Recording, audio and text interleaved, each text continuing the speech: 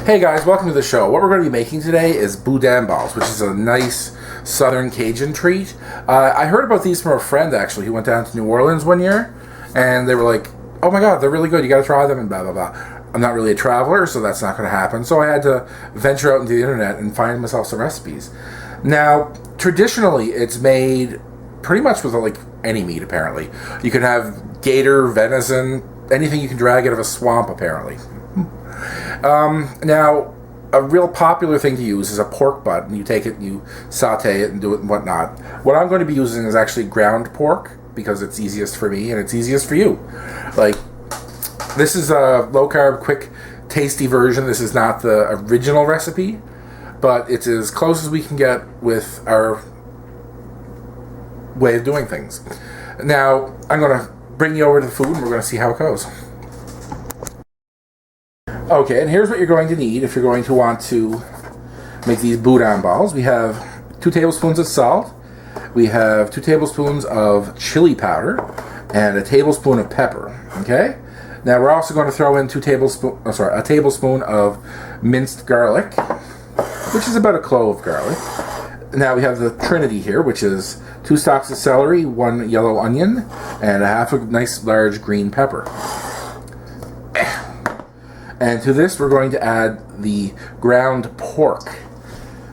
Now, traditionally, like I said, they use chicken liver. Is it heart or liver? I forget. Anyway, but it's basically any sort of meat. Like the recipes I've looked at, like the traditional old stuff, it's mostly pork, but I've seen recipes for gator, venison, beef, rabbit. Just basically, I've seen every type of meat thrown into these sausage. It's like a real sort of backwoods Cajun mom making sausage to feed the family for whatever daddy brought home sort of meal. And I really like that. Now, we're going to be using my good old grated Parmesan for breading because, you know, we can't really have crackers. And there you go. Let's get to the prep. Okay, here we have the meat, and to this we're going to add all of our ingredients. We're going to add our cut up peppers and onions and celery, and we're going to add our spices. Now, this is an all-day affair. This is something that you're going to have to make in advance, because to get the most out of the flavor, you should leave this set in the fridge at least 4 hours. But if you leave it covered, overnight is best.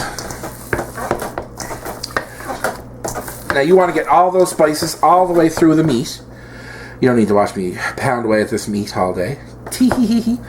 So basically, mix all this up.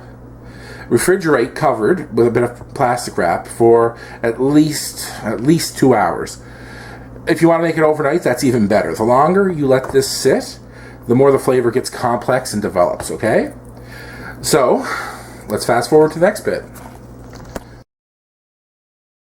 Hey guys, sorry, but there's a little technical difficulty. I actually screwed up the filming of the clip. What you do is you take the balls that you've let marinate, you roll them into golf ball size meatballs, and you roll them in the grated mozzarella. From there, you put them in a 350-degree oven for about a half hour. Okay, so back to our regularly scheduled cooking. Okay, and here we have the finished product. I baked them at 350 for about an hour. And there we go. We have a nice crisp crust. And the meatballs are cooked all the way through. They are delicious, actually. Now, if you like the video, don't forget to thumbs up, subscribe. Love you, Haley! And thanks for watching. Love you all. Bye.